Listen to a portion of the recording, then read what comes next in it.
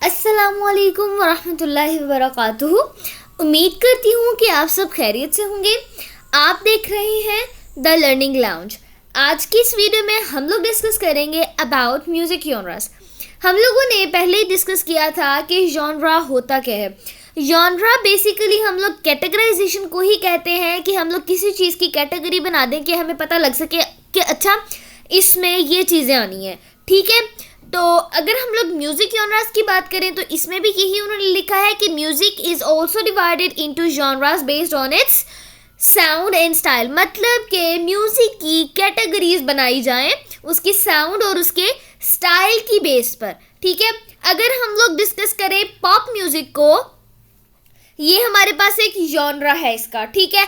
अगर हम pop music को डिस्कस करें तो उसमें हमारे पास क्या उसके करैक्टरिस्टिक्स आ जाते हैं कि पॉप म्यूज़िक कैची होगा, थोड़ा सा अट्रैक्टिव होगा और मॉडर्न सॉन्ग्स इसमें हमारे पास होंगे। ये मॉडर्न सॉन्ग्स को कवर करेगा। जैसे हमारे पास इसके एग्जांपल्स में आ जाता है टेलर स्विफ्ट आ जाती हैं और उसके साथ आतिफ असलम। मतलब अगर हम आउट ऑफ कंट्री अगर हम लोग इंग्लिश पॉप म्यूज़िक की बात करें तो उसमें टेलर स्विफ्ट, और अगर हम पाकिस्तानी या उर्दू की बात करें तो उसमें Atif Aslam is the best example.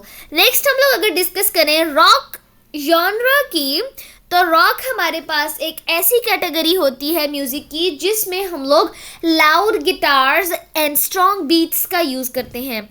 इस म्यूज़िक में, इस टाइप ऑफ म्यूज़िक में हम लोग बीट्स को यूज़ करते हैं, उनकी अप्स एंड डाउन्स होती हैं।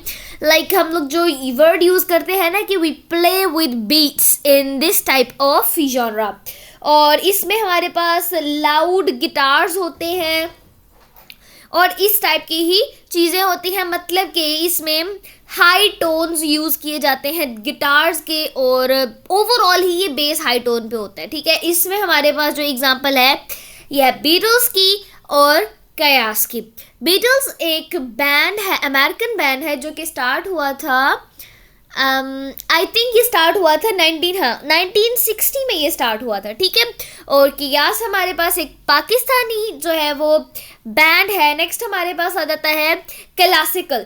क्लासिकल क्या होता है कि इसमें ट्रेडिशनल जो है यूज़ किए जाते हैं म्यूज़िक्स और उसके अलावा काम म्यूज़िक यूज़ किया जाता है। ट्रेडिशनल मतलब के जो कि हमारे पास फोक सॉन्ग्स होते हैं या फिर कुछ भी इस तरह के वो यूज़ किए जाते हैं। इसकी बेस्ट एग्जांपल में हमारे पास आ जाता है हामिद अली ख़ान एंड नुसरत फ़तेह अली ख़ान, ठीक है। फिर उसके बाद हिप हॉप म्यूज़िक आ जाते हैं। उसमें क्या चीज़ यूज़ की जाती है, रिदमिक सॉन्ग्स यूज़ किए जाते हैं और रैप स्टाइल म्यूज़िक यूज़ किया जाता है, ठीक है।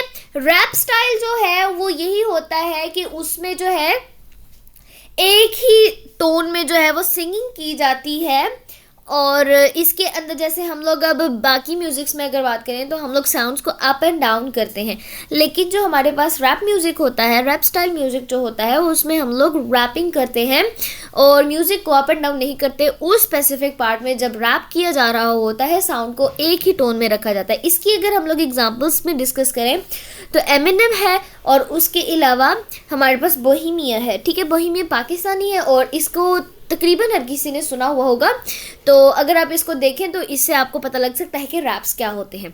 नेक्स्ट हम लोग अगर इसकी इंपॉर्टेंस के हवाले से बात करें तो जॉनरा जो है हमें चूज़ करने में मदद देता है कि हमें क्या चीज़ पसंद है। मतलब कि लोगों को ये हेल्प करेगा कि वो चूज़ करें कि उनको क्या चीज़ पसंद है, वो किस चीज़ में इंटरेस्ट रखते हैं।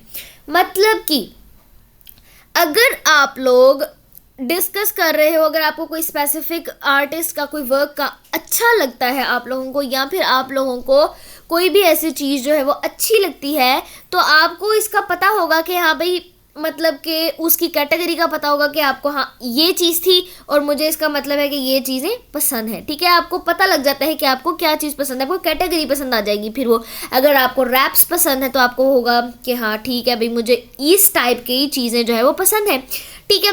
नेक्स्ट हमारे पास जो है चीज़ों को और स्टोरीज़ को अंडरस्टैंड करने में जो है वो ईज़ आ जाता है इसमें कि किस तरह से कि makes it easier to understand a story.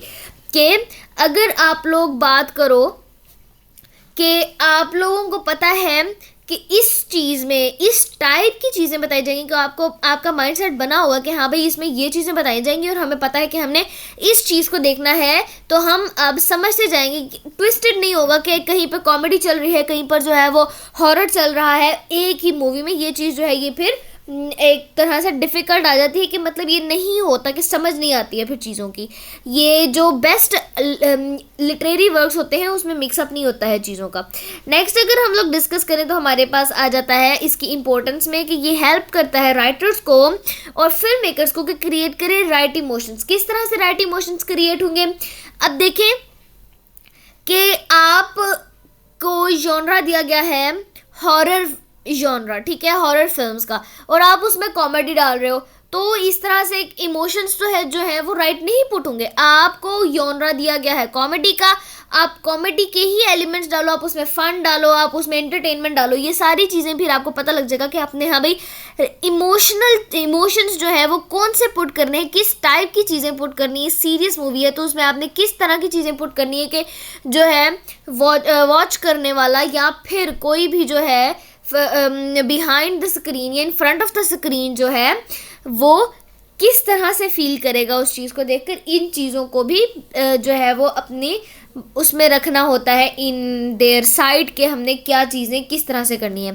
ठीक है, उम्मीद करती हूँ कि आपको यहाँ तक समझ आ गया होगा। अगर आप लोग चाहते हैं कि मतलब कोई भी टॉपिक आप लोग अगर समझना चाहते हैं तो आप लोग मुझे कमेंट्स में वो बता सकते हैं, तो मैं नेक्स्ट वीडियो फिर उस पर लगा दूँगी। ठीक है, तो तब तक के लिए अल्लाह हाफ़िज़, अपना बहुत सारा ख्याल रखिएगा और दुआओं में याद रखिएगा।